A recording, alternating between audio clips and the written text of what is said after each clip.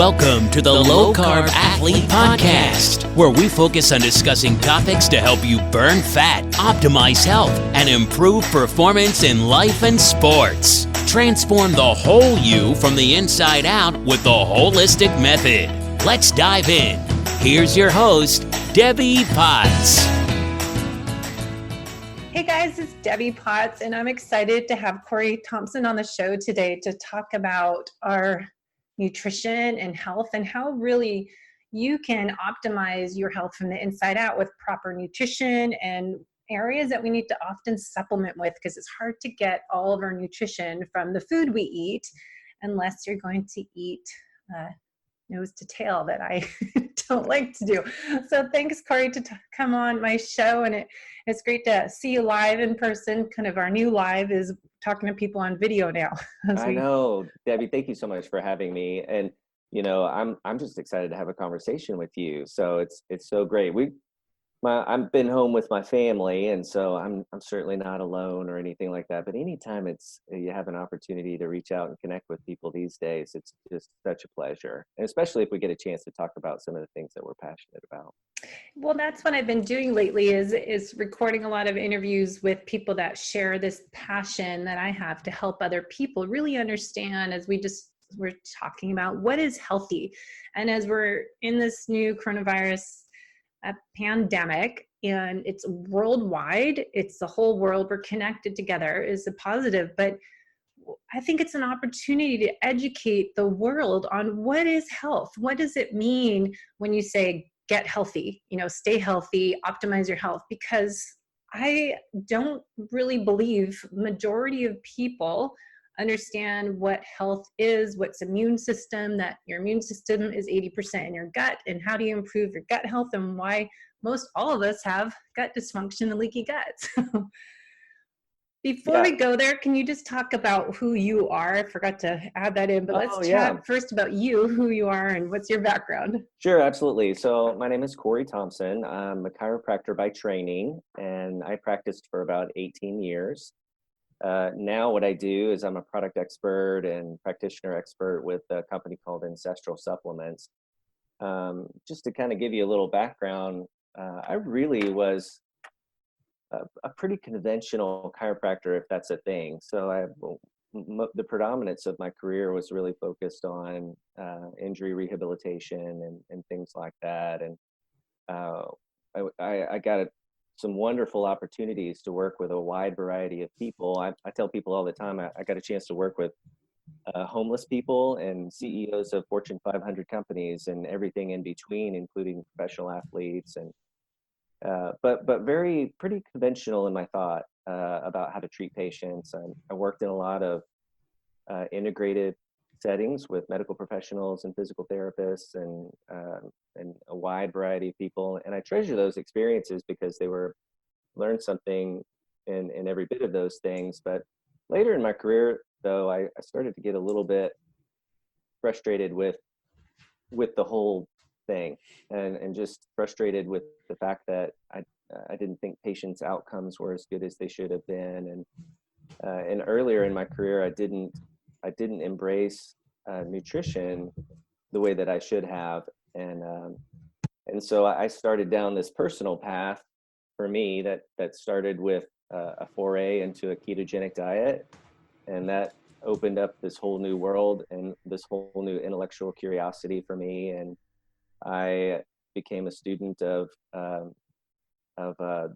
Mark Sissons and all of the founders of that movement, and did the Primal Blueprint health coach training and some things like that, and really just kind of opened up this floodgate of information that I began to incorporate into my personal life, but also into how I thought about how patients should be treated. And it did a couple of things for me. One of the things that it did was it certainly brought to mind the hundreds and hundreds of patients that I had been a part of treating over the years, and their faces, and to think that I could have done so much more for them. And so that's been a real motivational thing for me moving forward. But what Ancestral Supplements and my role there has enabled me to do is to really have a platform where I can have an influence on influencers so I can work with people who can take this message and they can take it to the people that are in their sphere of influence or with their patients, to really have a greater impact. And so it's been really, really rewarding doing that. Yeah, for sure. I love Mark Sisson's information. I know his book, I have it somewhere on my bookshelf here, but he was one of the beginning guys out there with Mercola, probably talking about health. And in Paul Chek, I did Paul Chek's program years ago too, and it's the same thing, working on all of the whole individual. And that's what I did with Ben Greenfield's program in 2011-12 is the Superhuman Coach program, and I just did his Keon program, which is kind of the next phase of it. But I think it's, all these people were figuring out, as we did ourselves, that there's more to be healthy. As you were working as a chiropractor, I was personal trainer. I couldn't really help people with just like probably with you, just a chiropractic adjustment, with just personal training them two times a week. I wasn't really making progress getting them really healthy. So define what is ancestral health, and then we can kind of go into what is health itself. Yeah. One of the things that we say at Ancestral Supplements is we don't really view ourselves as a supplement company. We really see ourselves as evangelists for these ancestral health principles. We believe that we live currently in a world that we were not designed to live in. And that the way to optimize our health is to get back to as many of those ancestral health tenets as we can and implement those things into our lives. And so that's the best way to optimize our biology. And so, very simply, that is living like our ancient ancestors would live. But more specifically, it means paying attention to and trying to mimic those methods in how we sleep, in our daily activities, and how we avoid certain dangers in the world, like EMFs and chemicals in the things that we eat and hormones and all of those things. It's about all of those little things that we can do to reach back into the past and act in today's world in a way that best suits our DNA. Yeah. And that's what I keep as I'm writing my self-care with the Holistic Method little ebook this month, since I'm at home working every day. And it's really, I'm looking at Karan from Microbiome Labs we did an amazing podcast the other day that I posted on our video. It'll come out in the audio version, but just on microbiome health and really how health starts. Hippocrates said how many years ago that all disease starts in the gut. And I keep talking about gut health is immune system is, connected to healthy, and how there's a video Karan did a few years ago that I've been watching, taking notes on, but it's environmental triggers that are setting this whole immune response. And that kind of is what I've been trying to research and write about, the inflammatory response and how that's all connected. So what's your definition of health and optimizing health? Well, I think we love the word robust. And so if we can become a robust human being, then all of these little aspects of health kind of resolve themselves. So if you want to talk about something like immunity, so where if you have a healthy immune system, you're likely a very healthy person. So if you're doing all of these other things to make yourself a robust human being, you probably have a healthy, robust immune system. And so one of the things that we've been trying to express through social media and things like that during this time and with our customers is focus these principles of health, and then just allow your body to do what it naturally wants to do, which is thrive. So health is just it's where our bodies are working within their design to do what they are designed to do, where everything's kind of hitting on all cylinders. That's, to me, that's kind of health in a nutshell. How to get there is, that can be kind of a multi-step process that you kind of have to unravel. Yeah, it's like what I was just sharing with you before we started recording, that I've been trying to help people. And I created the Holistic Method program 5 years ago, wrote a book, put a manual together, a chapter in each of these 8 elements, really how to optimize your health from the inside out. And then I put a workbook on there in the back of it, and all these different things to, work on who you are and your inner core, and then work on your outer core. And it's just like, okay, this is now finally when people should be looking at this and thinking, am I healthy? Am I Yeah. doing everything I can right now to optimize my health?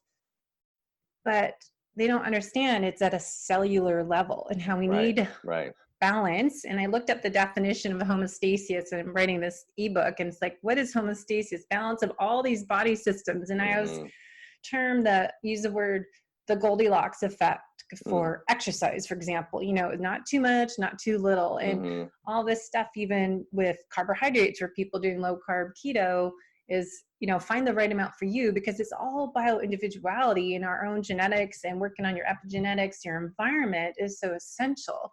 So what does the Ancestral Supplements do to help kind of fill in those voids that we're missing, and creating that optimal body mechanisms to get everything working together like an orchestra, as I say? Right. Like, all the body systems have to be working together as a team, and sometimes we need to add some missing parts to keep the body working.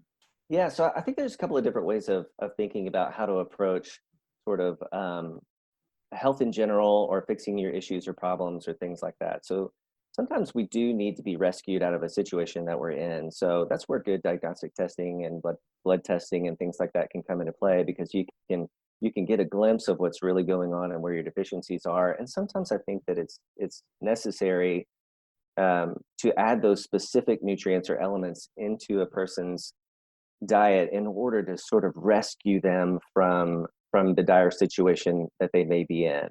And certainly, like you were saying, our bio individuality, our specific genetics and SNPs or other things that we may have that may give us a greater propensity to have issues with certain biological processes or certain cellular processes, and may lead to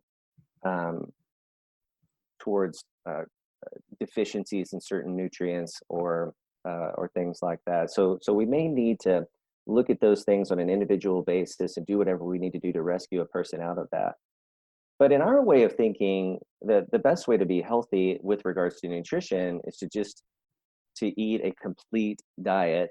And one aspect of that is eating nose to tail. So we are big believers in eating nose to tail. We believe that our ancestors ate nose to tail, that our forefathers and mothers, their DNA was written in a way that they ate nose to tail. And so the organs have some really unique properties. We love to think about the principle called like supports like.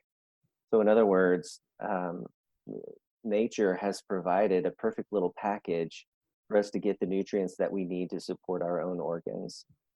So the organ of a healthy animal, for instance, like a heart, all of the nutrients that it needs, with all the little cofactors that it needs, all the little peptides and other things that our heart needs to be healthy, are packaged perfectly in that animal's heart. So there's no guesswork involved. So it's not, okay, well, I'm deficient in vitamin A, but I'm also going to need, I'm deficient in this other cofactor that I need in order to utilize that properly. All of those things are packaged together in a way to allow your body to absorb and utilize those nutrients in the best way possible. So it really removes a lot of the guesswork. If you got a heart problem, you eat heart. If you have cognitive issues, you eat brain. If you have kidney dysfunction, you eat kidney.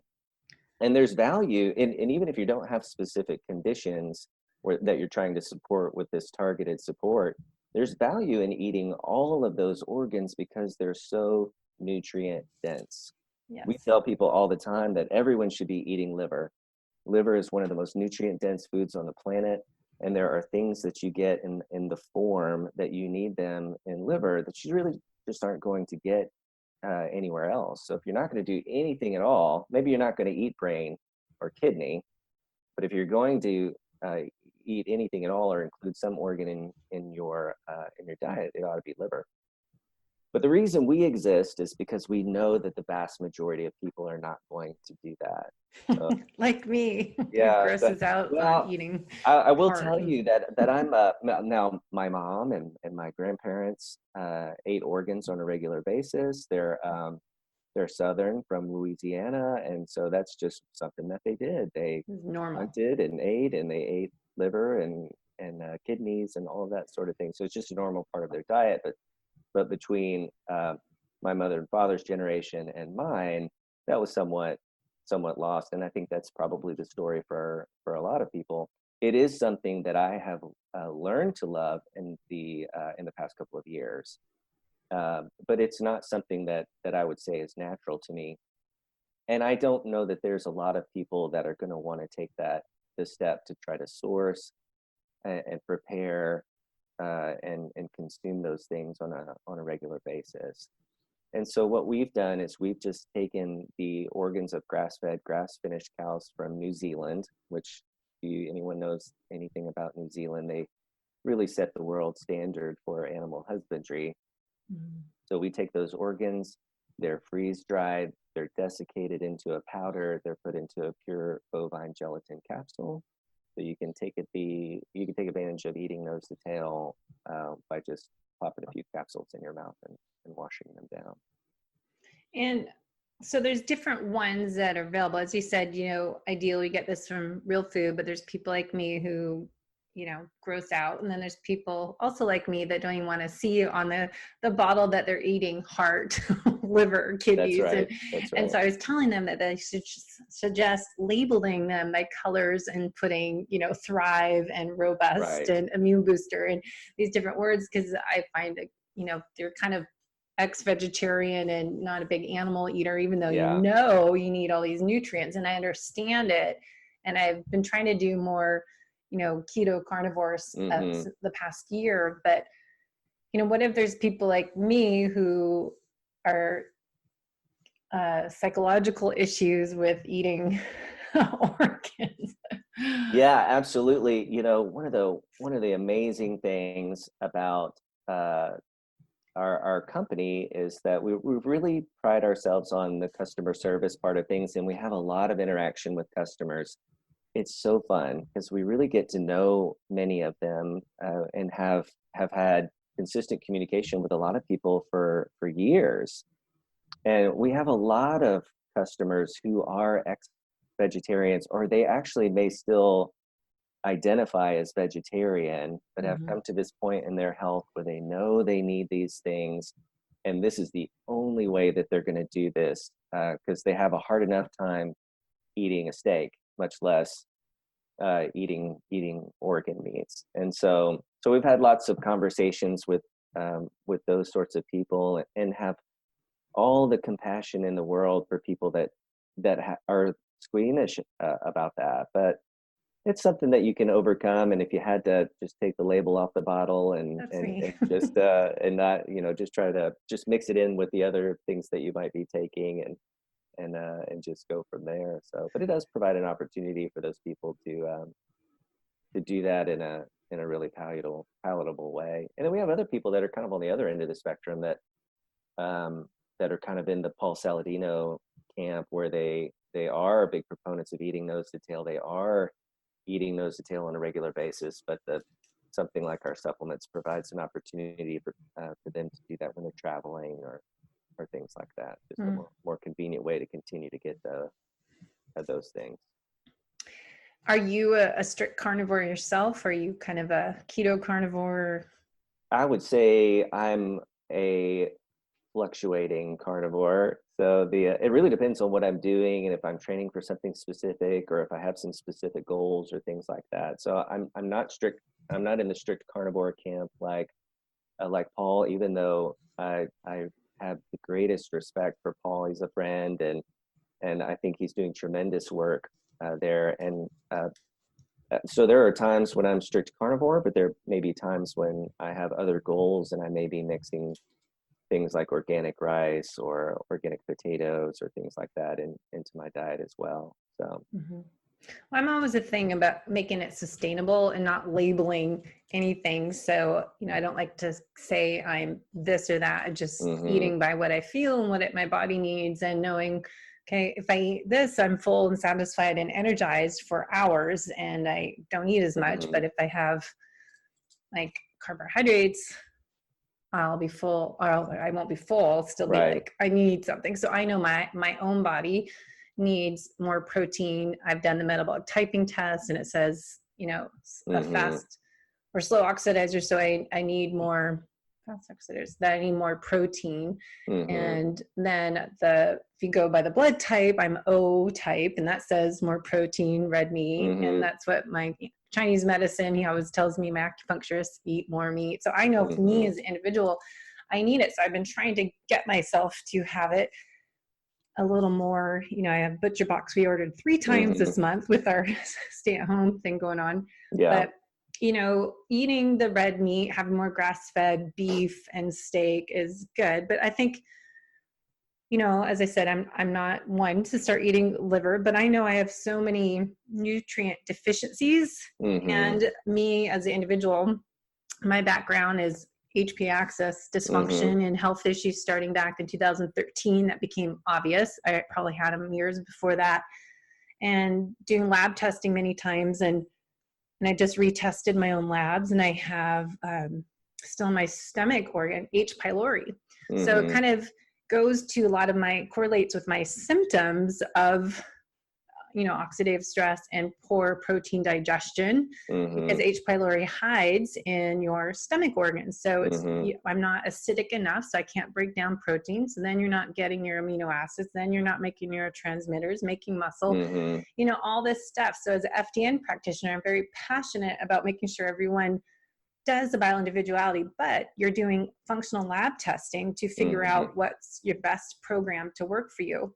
And figure out these hidden internal stressors, especially now, to be healthy. But going back to your supplements, as someone like me who is deficient and is having HP axis, still, low cortisol levels, and my hormone panels are all still low, and I'm liver congestion, detoxification pathways, which most people have. Most people, because of internal stressors, are going to have gut dysbiosis, are going to have leaky gut. So really looking at optimal health, as we say as FDN practitioners, is hidden internal stressors: hormones, immune, detox, digestion, energy systems, and nervous system. So I think that correlates very well when we create a nutrition and a supplement program for an individual, looking at the benefits of grass-fed beef organs, beef liver. I'm going to change the names: the red bottle and the orange bottle. So talk about kind of what your thoughts are with that, and how these different black, gray, and red and orange bottles help with our needs that we have for creating optimal health. Sure. So what we generally suggest is that somebody start with something really basic. So many of us, if you're working with a practitioner, and so you do have a better idea of what your specific issues are and what those root causes may be, then you can have a specific strategy. But for so many people, they seem to present with a variety of these seemingly unrelated symptoms, and maybe there's some multiple autoimmune conditions going on or something like that. But sometimes it just doesn't seem like it makes sense. It's all these little different things going on all at the same time. And so that's one reason for most people we suggest to just start with some basic fundamental nutrition first. So start with something like liver, and then we have a product that we call bone marrow. Bone marrow is bone matrix, it's bone marrow, and then it's all the cartilaginous tissue that's in the femur down into the knuckles of the hoof. And so I know, but when you combine those things, what you're doing is you're getting this really broad range of nutrient dense support, and those nutrients present in those two will go to support organs and systems throughout the body. So it's just a good foundational place to start. And very often, just by adding those things in, a variety of these issues will begin to resolve themselves. So if you You have nutrient densities that may affect multiple things. You fill in those gaps, and all of these systems seem like they come back online. Sometimes they don't. Sometimes the issues with a specific organ require greater targeted support. And so what we tell people is give it a little bit of time on this fundamental support. And then beyond that, if you still find that there are specific organs or systems that are lacking, that's the time when we can layer in some more targeted support. And that's why we have the full array of organs, the nose to tail line. So if you find that you've utilized this fundamental support, you still think that you're suffering from this, so like HPA axis sort of issues, maybe that's the time to start with something like brain. So our brain is a full brain extract, which includes the hypothalamus and it includes the pituitary gland. And so you're getting some more direct, targeted support for that aspect of that condition. The other great thing is that brain, first of all, tissues that are more metabolically active are going to be more nutrient dense. And we know that our brain is the most metabolically active tissue in our body. And so it's just rich with all sorts of things. One of the things that brain is very rich in that can be very helpful with HPA access or adrenal sort of issues is it's very rich in phosphatidylserine, which is known to be a good balancer of cortisol levels. So it can help to kind of even out cortisol. Beyond that, if you continue to have issues after layering that in, we have an adrenals product. And so that can be something that's helpful. If you find that in that whole HPA axis sort of syndrome, you're also having thyroid issues, you can consume thyroid. We have a thyroid product. So that's the general philosophy, though, is to start with some real fundamental nutrition. Make sure other aspects of your nutrition are all in line as well. And then beyond that, if you continue to struggle, let's start layering in these other things. Well, this is a good example why we need, if you're not getting results, you're kind of stuck. What we say in FDN is the cycle of trial and error. You're just like, I'm going to try this. All right, next few months that didn't work. I'm going to try this didn't work. That's why I'm such, as I said, big believer in running functional labs with clinical correlation, then figure out which supplements to take, because if you don't find out your hidden internal stressors, I have no clue that I've had still this H. pylori. I had it tested in 2013, and I had this other blasto hominis that I got rid of with a protocol, but some bugs are harder to get rid of and they're undetected. But I have all these random unexplained symptoms that, like, all right, how come I'm still struggling? For me, it's running, that my heart rate goes up high. And so it correlates, you put all the missing pieces of the puzzle together, why I'm not better, because I'm doing everything, but I have this chronic internal stressor that's causing inflammation. And so going with their whole worldwide pandemic with the COVID-19 issue, I think it's so essential for people to know what's under the hood, because I had no clue. And I'm like, oh, I've been wasting all these years trying to do everything possible to get healthy,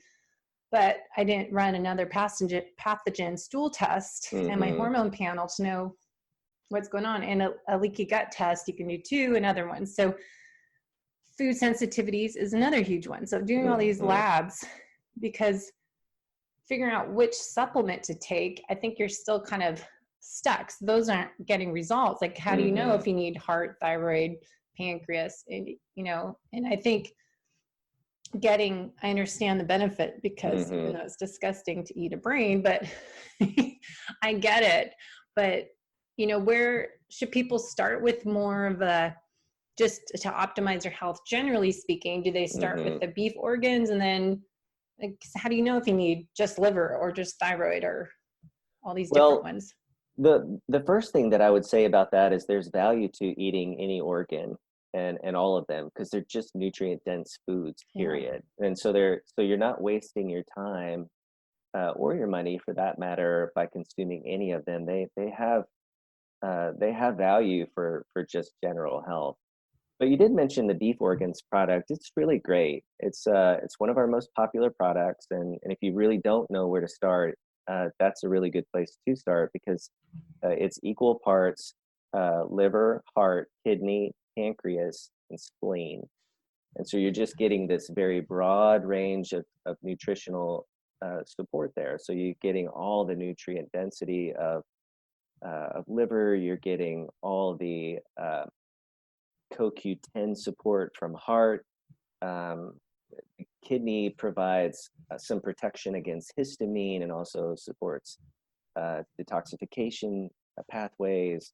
You're getting pancreas, which if you have issues digesting protein, it has the proteolytic enzymes in there, and also supports pancreatic health and blood sugar normalization. You're also getting spleen, which helps support the immune system. It's also an important part of traditional Chinese medicine to support digestion. So you're just getting this really broad health promoting support there with that product. Wow. And that's probably a great place to start if you just have no idea, you know. Yeah. And then just let everybody do it what it needs to do. Exactly. And then like a lot of people have low thyroid, and a lot of us all need, especially now I'm in the mitochondria function. I've been researching a lot and trying to put that was my plan I was writing about before I started to do the self-care. Like, okay, mitochondria function is huge to overall health. And I think a lot of chronic fatigue issues are, and health issues are always seem to be related to mitochondria function. So the beef heart one says it powerhouse for the mitochondria. How's that work? Well, you know, when you get back to like supports like, so if you want to support mitochondria, you want to eat tissue that's going to be mitochondrially dense. I think I just made up a word, but that's what you want. And so heart is one of those tissues that is extraordinarily dense with mitochondria. And so it's a direct support of those things. But one of the things that I'll say about mitochondrial health and health in general, and is that, you know, there are other aspects of ancestral health or these other tenets that can also turn the dial as much or more than good nutrition. And so we're big proponents of intermittent fasting or prolonged fasting, of eating in a compressed window. We're big fans of resistance exercise and things like that that are also going to help promote mitochondrial density and mitochondrial health. Also, you know, we're just proponents in general of providing those mechanisms to clean up mitochondria as well. So things that promote detoxification pathways and that promote apoptosis and all these other mechanisms that just provide avenues for us to be healthier. So it's, even though we definitely believe in our products and we believe in nutrition, we believe that there are these other really powerful mechanisms to help improve those things as well. And we try to point people towards those things as much as possible. And that's one of the conversations we have with a lot of people. So we'll have customers that will come to us and say, you know, I just don't think this product is working for me. I don't think that it did what it should have done for me. I'm, you know, and they're frustrated. And so we like to point them towards these other tenets. We like to point people towards, okay, tell us about how you're sleeping. You know, are you getting adequate sleep? Are you getting off your devices in time for your brain to kind of shut things down at night? Are you getting that good quality sleep? Are you getting the activity level that you ought to have? Are you moving throughout your day, or are you primarily sedentary? Are you lifting some heavy things occasionally and getting some resistance exercise? Are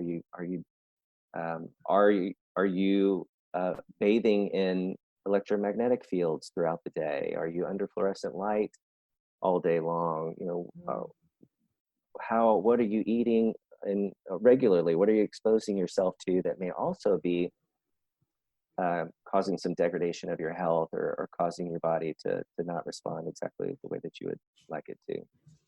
Yes. And that's, you know, so essential, because I keep having to say this because I figured this out with some clients and myself, I did this for years. We try to out supplement poor lifestyle habits. And so I said, as a trainer for years, I said, you can't out exercise a poor diet. But now I'm saying, okay, on top of that, you can't out supplement poor lifestyle habits. So That's if you're right. trying to take like every one of these supplements and think you're going to fix yourself, it doesn't work. Right. It's, and in FDN, as practitioners, is Reed Davis, the founder, created the Dress for Health Success program. That's called D's for diet, R's for rest, exercise, sleep or stress, and then supplementation. But the supplementation is just one part of it. That's not right. the other ones. And, you know, I know Mark Sisson's program, the Primal Coach, and what we do, Ben Greenfield created, what I did with the Holistic Method. It's all these elements. And I think that's what, you know, I was saying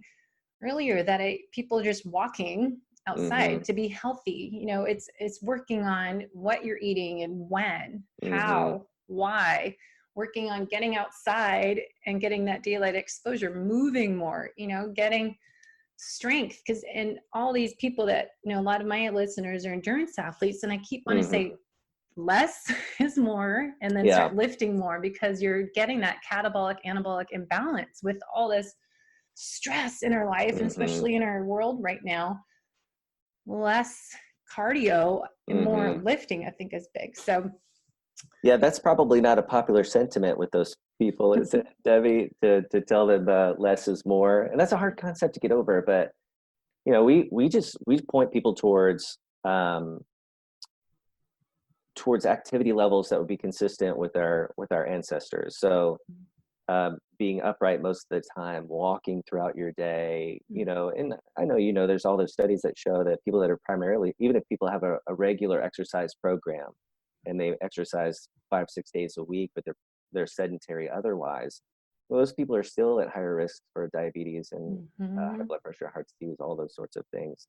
So it's about reorienting, I think, your thoughts about how you move throughout your day. But we have a number of athletes of different varieties on our crew. So we have some CrossFit athletes, we have some people that are more endurance athletes. And so I think that everything kind of operates on this continuum, where certainly if you're participating in more endurance style work, well, that pulls you a little bit further in that continuum. If you're more of an explosive athlete, you're training for that, it pulls you a little bit further into that. But there has to be that balance in there somewhere as well. So one of the things that I've gotten into over the last probably 5 or 6 years or so is obstacle course racing. So that's kind of my way. I'm 46 now, and so I still like to do something to help keep me motivated, and so when I'm preparing for one of those, I do more cardio than I would normally do in my daily routine, just so that I'm prepared for whatever the particular length of that race might be. And so, but for the most part, I don't do a lot of cardio. So, but I think that idea that, you know, a continuum, it just kind of, it stretches and moves depending on what your goals, but you can't have all your eggs in one basket, because we're just not designed that way. yeah.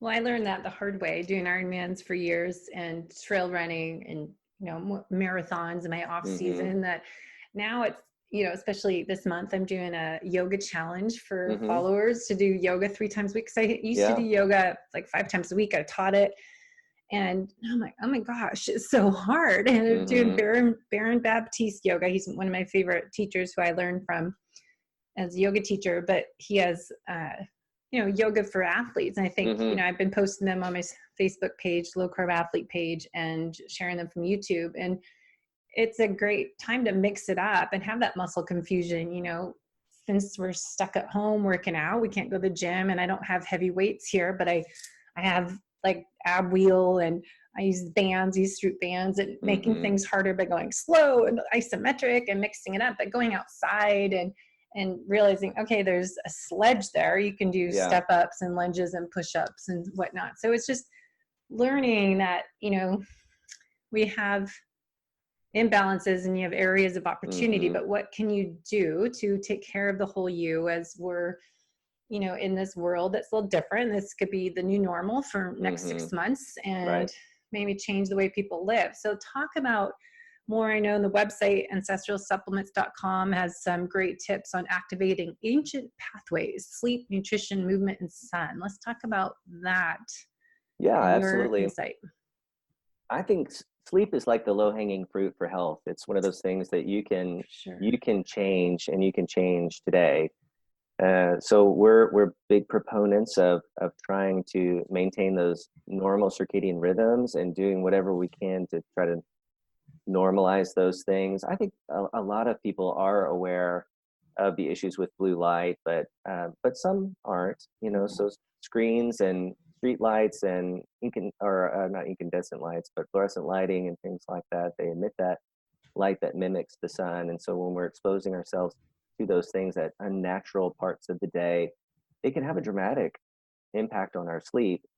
And so one of the things we encourage people to do is to utilize blue light glasses, to shut screens down, to use things like salt lamps and other forms of warmer light in the evening, so that you're not exposing yourself to those things. Because I think a lot of people believe that just because they may drift off to sleep at a reasonable time and wake up at a reasonable time, that they're actually getting good deep sleep, and they may not be. And unless you utilize something like an Aura ring or something like that tracks your sleep patterns, you may not be aware of how poor the quality of your sleep is.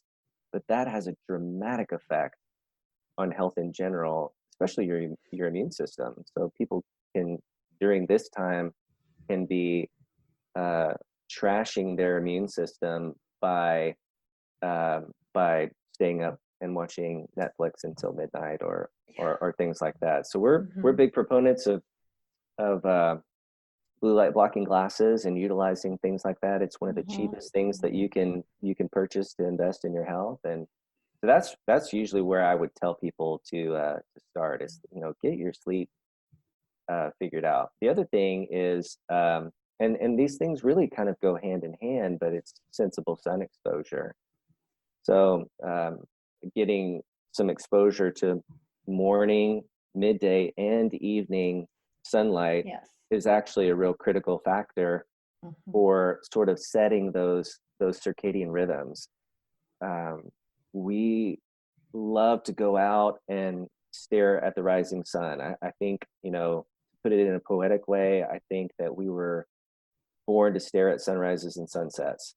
And I think that it does things for us on a cellular level. It does things for us on an emotional level. It touches our soul. Not to get too strange about that, but there's something about how we connect with the sun that's really, really special. But we also know all the values of sensible exposure to sunlight. It improves our mood. It helps us produce vitamin D. It has all these tremendous health benefits. So that's one of the things I think right now, we're during this time of quarantine, or whatever term that you want to use, is get out and get some sun exposure. Sleep well, get some sun exposure. I posted a few weeks ago or last week on my social media that the new meaning of breakfast, lunch, and dinner doesn't mean eat. It means go outside. Yeah, walk. It really So does. I'm trying to create everyone's knowledge of, it's 7 a.m. I need to eat breakfast. No, it means go outside. Get up there when the sun is rising, as you're saying, and lunchtime, it's noon. All right, I don't need to go eat. I need to go walk first, and then eat when I'm hungry, not just eat mindlessly. That's a whole thing. I think so many people you read, I got to limit my time on Facebook because it's driving me nuts, but all these people seem to be like, I'm catching up on all these episodes of shows. And I think people are losing structure to their day. And so that's going to disrupt your circadian rhythm. They maybe feel like I can't go outside at all. I saw someone that had their 5-year-old kids on their bikes on trainers inside. I'm like, well, that's cool, but can't you go out and ride around your neighborhood? It's not like you can't leave your house and go outside and from your neighborhood. But watching the sunrise and sunset is, enormous. And I think of every time I love going to Hawaii, and I have to watch the sunset every night. It's my thing. And when I was there in October, I went for 2 weeks by myself, because I closed my business. I went through all this life change, and it was a very emotional healing time for me. And I had this little place I could watch the sunrise every morning, and it was so magical, and it was so healing. It was crazy. So it is not woo-woo, but it is. It's like, why does that make me feel so good and calm and relaxed? And why do I have to watch the sunset every night? And you feel odd if you miss it. So it is kind of, your body tells you that I need that. I always find it fascinating when you experience something and you sort of know the truth of that thing intuitively. Yeah. But then you go and read about what's actually happening in your body from a chemical perspective when you expose yourself to that sort of stimulus. So exactly what you're saying. I think, from an emotional perspective, for me, one of the things about watching the sunrise or the sunset is it's a reminder that the world doesn't revolve around me, that there's a bigger picture to this world, and I'm a part of it. And then there's just this feeling of gratitude, I think, of just being able to be a part of something so magnificent. So that's the woo-woo part of it, I guess, if you want to put it that way. But then there's all these little triggers in our circadian rhythms and all these things biochemically that are going on as well. That's just the design of our biology, that we were made to be a part of that. And it is one of those things, Debbie, where this is the perfect time to do that. So many of us have been, and in my former career, this was much more the case for me, is you're trapped inside a building for 8 to 10 hours a day, and you're sometimes, I would be in the office before the sun rose, and then leaving the office after the sun would set, and driving home in the dark. You go to work in the dark. You come home, it's dark. That's right. And so just completely unnatural. And this is a perfect time to ground yourself back in some of those things, that natural rhythm of life. You were, like you were saying, that some people may feel a little bit lost because they've lost the structure that they normally have. But this is an opportunity to take advantage of this new sort of structure. My kids are actually, my kids go to public school. So their schedule is dramatically different now than what it was before, and they're actually now sleeping more, and they have a much better schedule. And I have laughed that I think that they will probably come out of this thing healthier than they were before. Yeah, they're going to get to more fully participate in all of these things that we believe in, because the normal structure and parameters have changed. The game has changed a little bit. I did ask that too the other day. I was like, I don't have children, but whose kids, high school, college, and elementary school, whose kids everyone's out of school, obviously, but are you making them go to school and have a schedule? Because I see all these kids playing when I go for my walks. I'm like, aren't you supposed to be in school? Air quotes around that. But I feel like a lot of people have their kids on spring break or on vacation. But I want to say, okay, this is your new way that you have to be educated. And how do you discipline and create a school environment at home when you are a stay-at-home parent now and you're working full-time at home, and you have to have, I think it's very stressful for people, but I think it's so important to give kids a schedule as well and get them to still learn and grow and develop as they should if they're in a school. Yeah, absolutely. At home now, for me, we are taking some cues from other people that we know that already homeschool. And so they're already know how to do this, but we are keeping our kids on a schedule, but we're also scheduling in workout time and time to walk and time to be outside, and so incorporating those principles in with their daily routine now that we have a bit more control over it. So it's been kind of nice, actually. Well, that's what I was going to finish with is talking about schedules. And I actually have I'm having fun. We're both working at home, as long as I don't watch the news, and you don't want to watch it at night before bed because it's depressing and it's very, very stressful and frustrating and confusing time. And when you watch the news, all the people that are dying, just the spread, and it's just horrible. So you have to kind of limit that much time.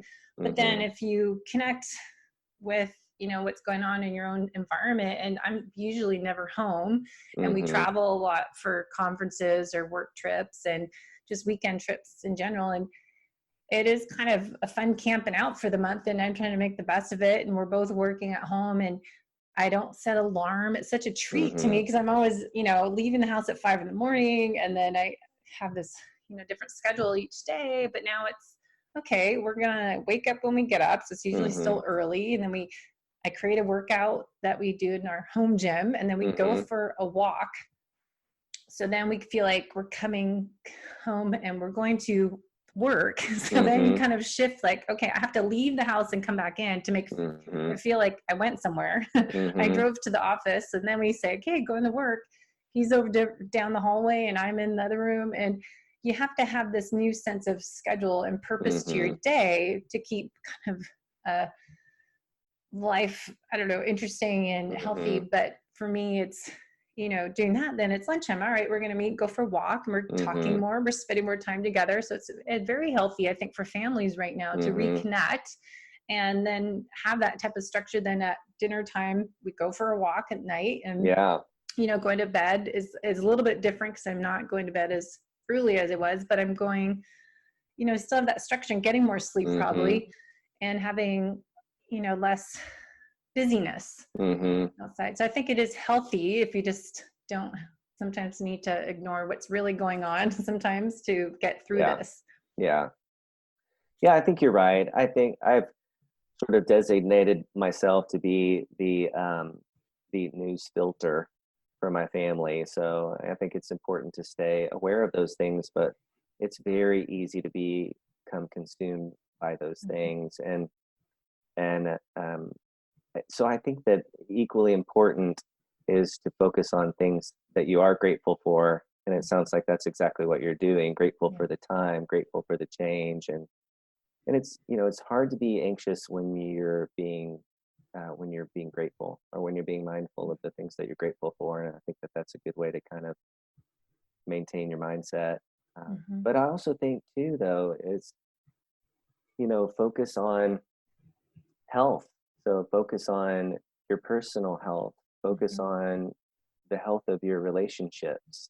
You're stuck with these people. This is a perfect time to have the conversations you never have. Yeah. It's the perfect time to, if you have kids, to spend more time with them, spend more one-on-one time with them, maybe that you don't have the opportunity to do. This is though we're not huge proponents of relying on technology, it seems like this is the perfect time to utilize those things and reach out to people that you haven't reached out to.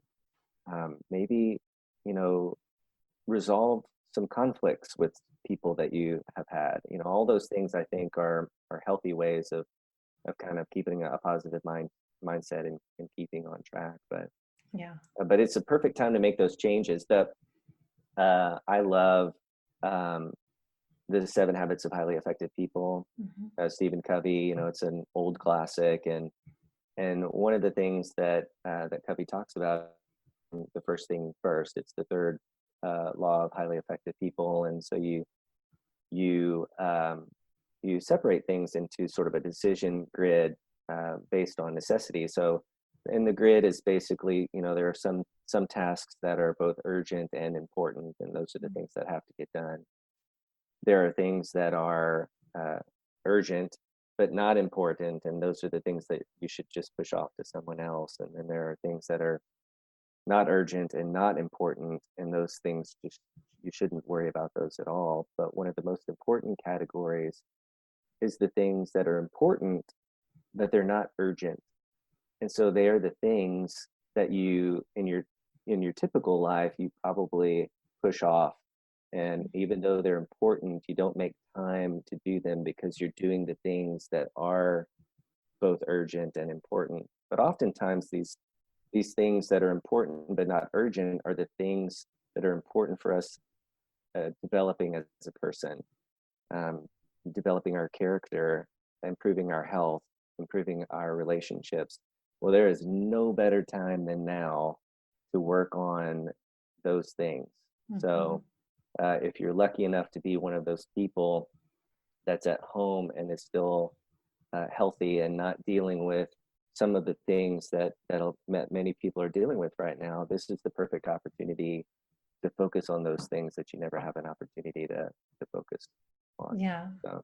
Thank you for that. Yes, I've been trying to write. My husband started last night writing in a journal each night of things we're grateful for. And I think it's really beneficial. And I've done that for 5 years. And when I do my transformation, the Holistic Method program, and have people write, because the 8th element of the Holistic Method is happiness and play and laughter, gratitude. And I feel lately I'm just trying to promote happiness and on my social media pages and saying, what did you do today that made you smile? How did you do something that made you laugh? And what can you do? And we scheduled some Zoom calls with friends, and I challenge people to schedule time and make an appointment. I send them, I have Zoom for podcasting, so I have it already set up, but it's, nice to send people an invitation, say, hey, let's have a, 30-minute time to chat and do a call, because as this goes on for a longer time, I really think it's essential to have that personal connection. But this is, you got to do it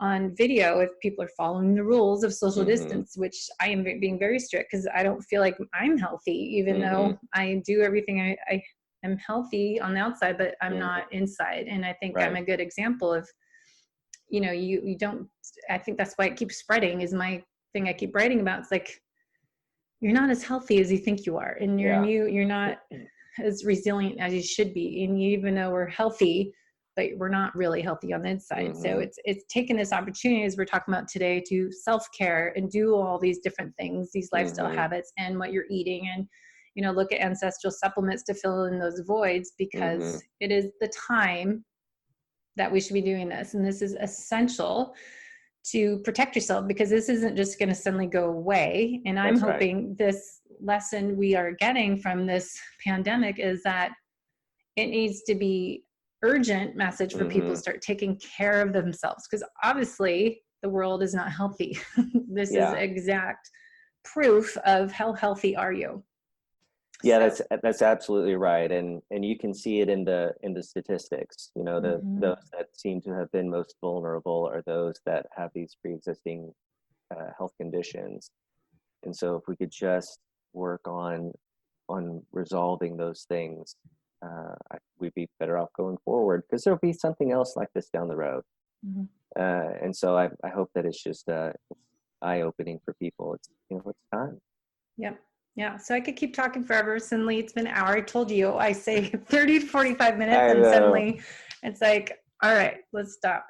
But I will put everything in the show notes. We got great articles you guys have on ancestralsupplements.com, and I'll put links for that. And then anything else we have to add, I will do that. Great, Debbie. So thanks so much for sharing your hour with me. Yeah, so much fun to talk to you. All right. So thanks, everyone. I'll put this on the YouTube channel so people can listen and watch, and then it'll be on the podcast apps as well. So you can ask any questions. What's your website, Corey, to send people to, or social media? It's pretty easy. It's www.ancestralsupplements.com, all spelled out, no spaces or anything like that. And our Instagram page is @Ancestral Supplements. So pretty easy. Come chat with us. Any questions? We love them. Okay, we'll do. Thanks, guys. Thanks for listening to the Low Carb Athlete Podcast. If you have any questions, feedback, or topic suggestions, let us know on Facebook or at debbiepotts.net. You can help us to continue to grow by leaving a review on iTunes. Thanks again, and we'll see you next time.